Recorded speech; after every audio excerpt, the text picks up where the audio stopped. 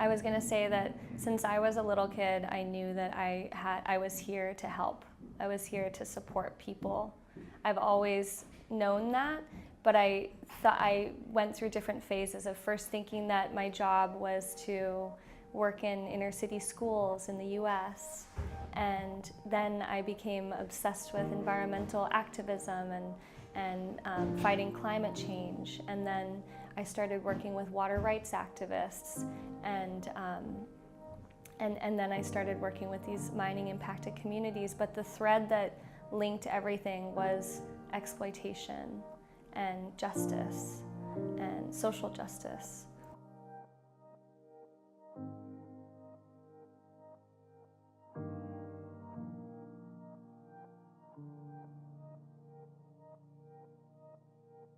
Hi, my name is Zenka Caro. I'm founder of LightNet, and my passion and purpose is to make the impossible possible.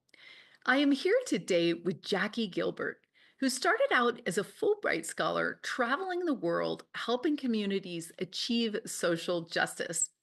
She then became the founder of the Wayuu Weaver Initiative, which is an incredible cross-cultural exchange program where she is bringing these incredible weaving traditions across borders and around the world and is able to support women with an incredible living wage. Her project also initiated a women-based community incubator, allowing them to gather and address problems and create solutions in their community. So on my recent trip to Colombia, visiting the Wayuu communities that we work with One Thread Collective, I realized that my purpose here in this life is actually to stop exploitation.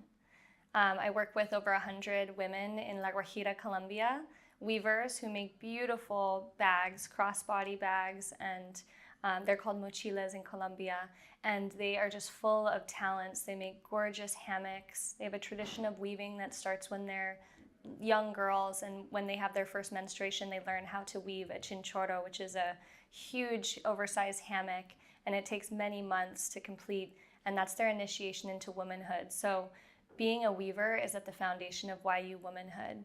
And when Wayuu women go to sell their bags in the marketplace, when they become mothers and they have to support their families, they bring their bags to the marketplace where they earn $1 or $2 for something that took them weeks to weave. So their identity is shattered in a sense because they grew up becoming weavers and being initiated as weavers, and then they get out into the world and they realize that their skill is not worth anything. So our job at One Thread Collective is to help women reclaim their power and step back into their identity as weavers and to earn a fair wage selling their beautiful works of art. And we do that by giving women income every single month and basically cutting out the middleman and connecting rural artisans that live in communities that are hours away from the city, connecting them to people in the US and abroad who are interested in paying a fair living wage. So we connect Wayuu artisans living in rural communities to folks in the US and Australia and around the world, people who believe that safeguarding Indigenous wisdom and living arts is important, and that we need to be supporting people with a living wage, and not only supporting them with a living wage, but giving them skill building, helping them learn new skills so that they can be financially independent and achieve self-determination. When I was working with this one particular mining impacted community, they asked me for help with selling their bags, and I initially was like, no, I'm not a salesperson, I'm an anthropologist, I'm a researcher, I'm an activist. I don't know anything about selling. I don't know anything about marketing. I don't know anything about using social media.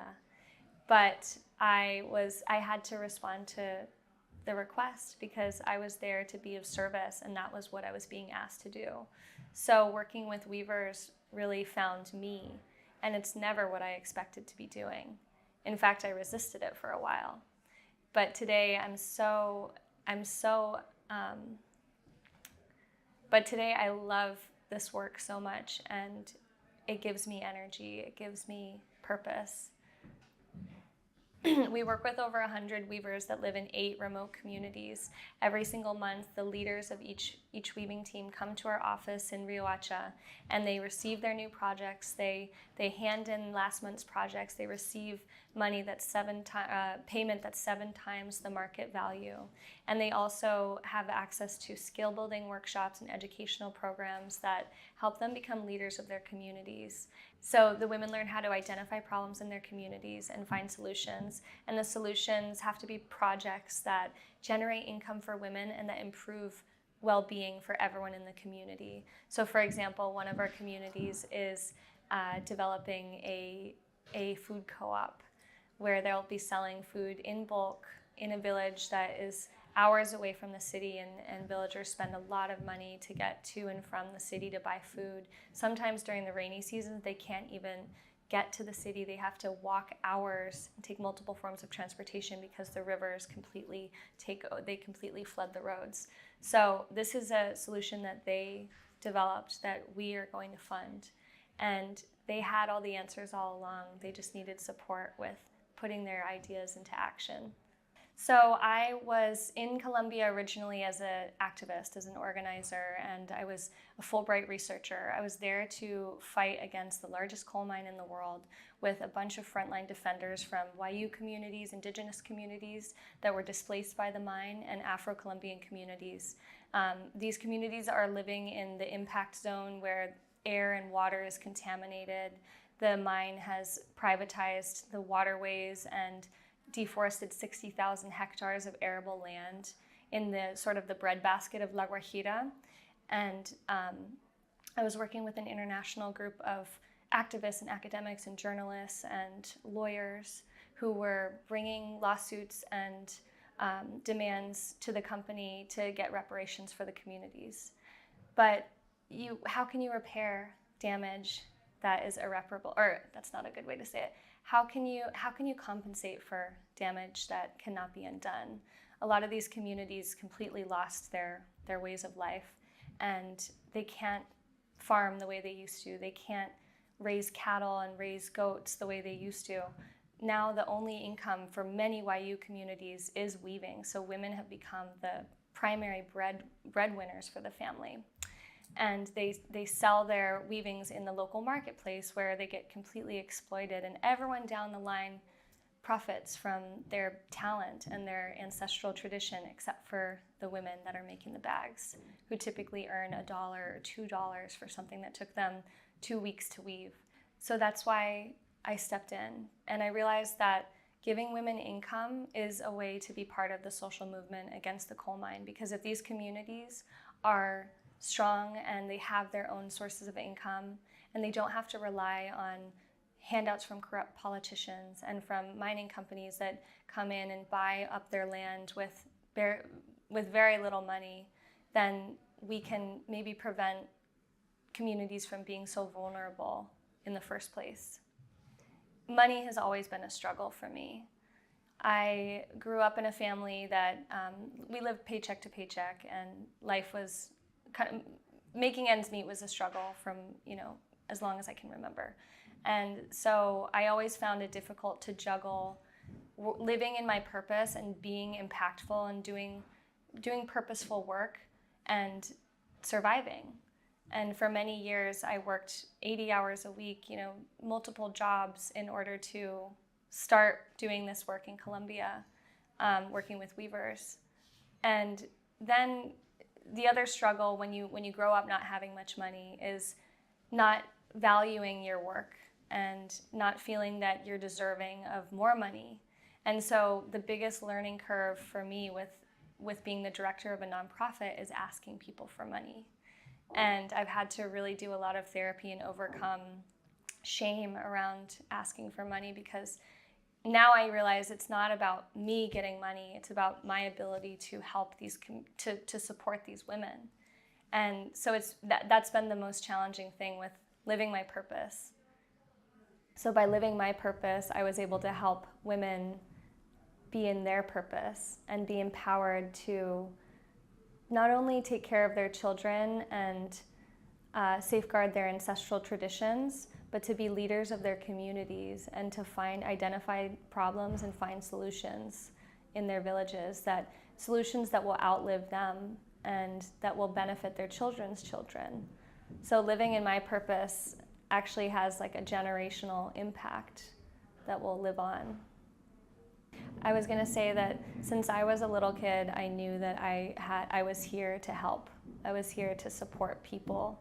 I've always known that, but I went through different phases of first thinking that my job was to work in inner city schools in the US, and then I became obsessed with environmental activism and fighting climate change, and then I started working with water rights activists, and then I started working with these mining impacted communities. But the thread that linked everything was exploitation and justice and social justice.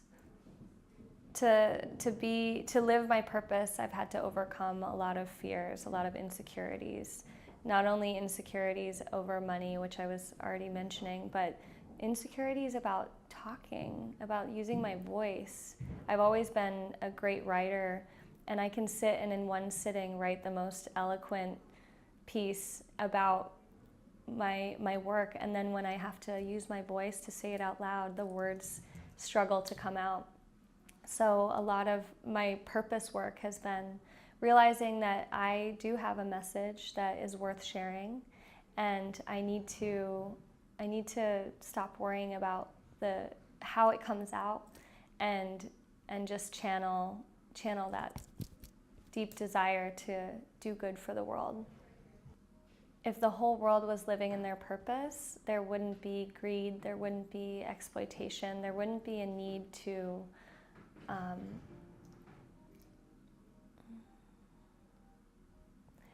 there wouldn't be a need to step on someone else in order to get ahead, and